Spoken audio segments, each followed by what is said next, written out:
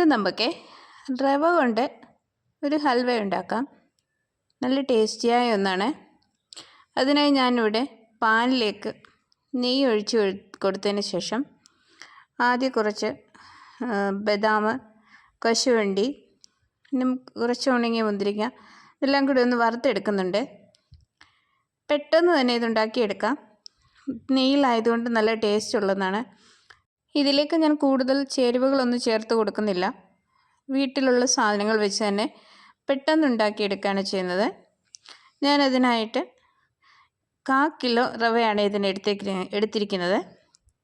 ഇത് നെയ്യിലേക്ക് ഇട്ട് കൊടുത്തു. ഇത് നല്ലവണ്ണം വറുത്തെടുക്കണം. ഒരു ഗോൾഡൻ ബ്രൗൺ ഒക്കെ ആകുന്നവരെ ഒന്ന് വറുത്തെടുക്കാം. കരിഞ്ഞു പോകാതെ തന്നെ തുടർച്ചയായിട്ട് ഇത് ഇളക്കി കൊടുത്തുകൊണ്ടിരിക്കണം. നിങ്ങൾ ഇതുപോലെ ഉണ്ടാക്കി നോക്കുക. ഞാനിതിനകത്ത് കേസർ അങ്ങനെയുള്ള ഒന്നും ചേർക്കുന്നില്ല.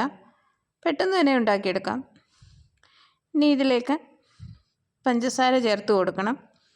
ഞാനിവിടെ 1/4 കിലോ റവ എടുത്തതിന് അതിൻ്റെ പകുതി മാത്രം പഞ്ചസാര ചേർത്ത് കൊടുത്തുള്ളൂ. അത്ര തന്നെ ചേർത്ത് കൊടുക്കണമെന്നില്ല. നിങ്ങൾ മധുരത്തിനനുസരിച്ച് കൂട്ടുകയും കുറയ്ക്കുകയും ചെയ്യാം.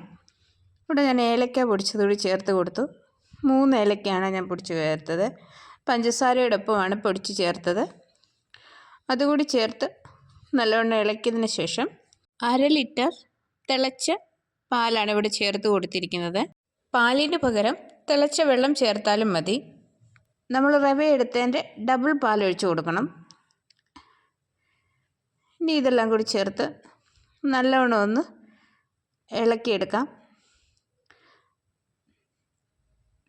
നല്ലവണ്ണം ഒന്ന് കുറുകി വരുമ്പം നമുക്ക് മുമ്പ് വറുത്ത് വെച്ചിരിക്കുന്ന ഡ്രൈ ഫ്രൂട്ട്സ് എല്ലാം കൂടി ചേർത്ത് കൊടുക്കാം.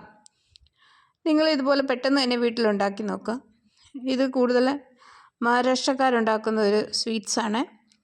വളരെ ടേസ്റ്റി ആയിട്ടുള്ള ഒന്നാണ്. കുട്ടികൾക്ക് ഉണ്ടാക്കി കൊടുക്കുക.